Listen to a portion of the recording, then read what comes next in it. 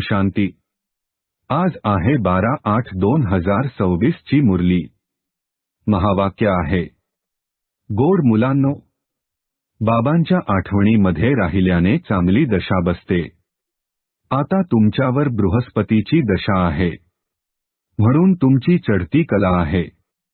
प्रश्न आहे, योग लावण्यावर जर पूर्ण लक्ष नसेल तर त्याचा परिणाम काय होतो?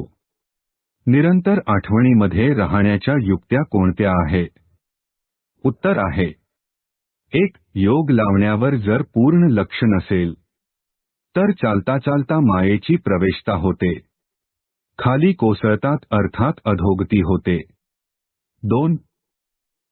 देहभिमानी बनून अनेक चुका करत राहतात, माया उलटी कर्मे करवून घेत राहते, पतित बनवते। निरंतर आठवणीमध्ये राहण्यासाठी मुखामध्ये मोहर टाका। क्रोध करू नका, देहासहित सर्व काही विसरून मी आत्मा परमात्म्याची संतान आहे असा अभ्यास करा। योगबलाने कोणकोणत्या प्राप्ती होतात त्या स्मृतीमध्ये ठेवा। धारणेसाठी मुख्य सारांश आहे, 1. बाबांच्या आठवणीमध्ये राहण्यासाठी मुखाने काहीही बोलू नका। मुखामध्ये मोहर घाला तर क्रोध नाहीसा होईल। कोणावरही क्रोध करायचा नाही। 2. या दुःखधामाला आता आग लागणार आहे, त्यामुळे याला आता विसरून नवीन दुनियेची आठवण करायची आहे। बाबा सोबत पवित्र राहण्याची जी प्रतिज्ञा केली आहे त्यामध्ये मजबूत होऊन राहायचे आहे।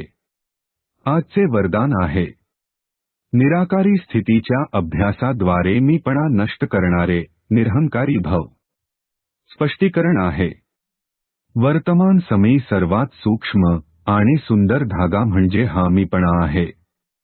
हा मी शब्दच देहभिमानापासून पार घेऊन जाणारा देखील आहे आणि देहभिमानामध्ये आणणारा देखील आहे। जेव्हा मीपणा उलट्या रूपामध्ये येतो तेव्हा तो बाबांचे प्रिय बनविण्याऐवजी कोणत्या ना कोणत्या आत्म्याचा अथवा नाममांशांचा प्रिय बनवतो।